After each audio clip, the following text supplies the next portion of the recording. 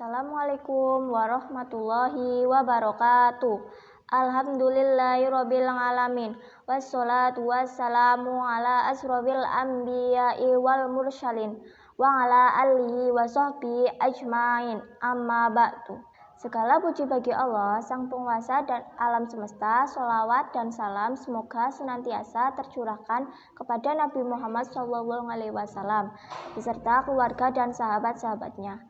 Sahabat MI Muhammadiyah Karangtengah yang berbahagia, pada kesempatan kali ini saya akan menyampaikan tentang kelebihan nuzulul Quran pada setiap 17 Ramadan.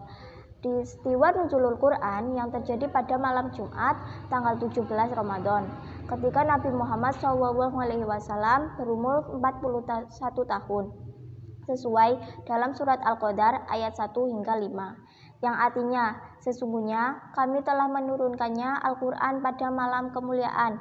Dan tahukah kamu apakah malam kemuliaan itu? Malam kemuliaan itu lebih baik daripada 1000 bulan.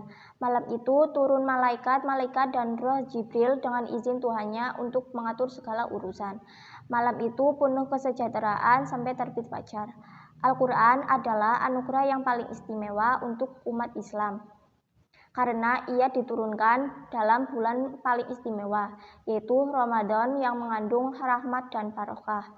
Sahabat MI Muhammadiyah Karangtengah yang dimuliakan Allah, Al-Quran diturunkan kepada Nabi Muhammad SAW selama 23 tahun.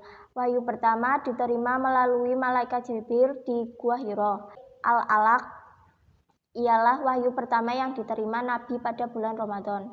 Martabat penurunnya Al-Quran kepada Nabi Muhammad SAW terkandung dalam 4 surah, yaitu Al-Alaq, bacalah, Al-Qalam, pena, Al-Muzammil, orang yang berselimut, dan Al-Mudassir, berselimut yang mengandung pengajaran.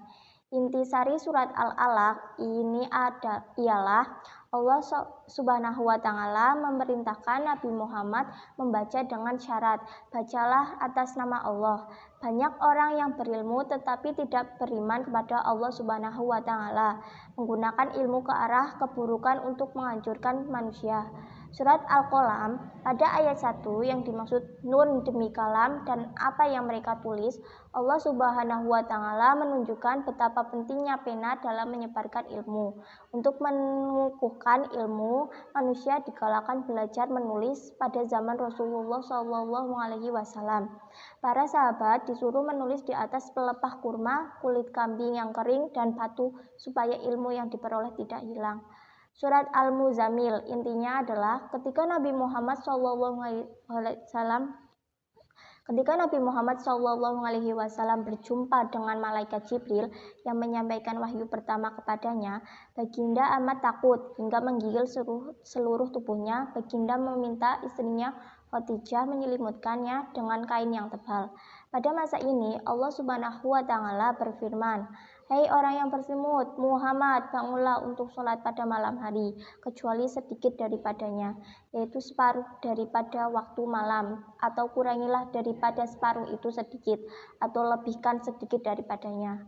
Sahabat MI Muhammadiyah Karangtengah yang berbahagia, penurunannya ketiga surat di atas jelas menunjukkan bahwa ketika mempunyai ilmu, perkara yang paling penting adalah mempunyai hubungan yang intim dengan Allah Subhanahu wa Ta'ala sebelum terjun berdakwah dalam masyarakat.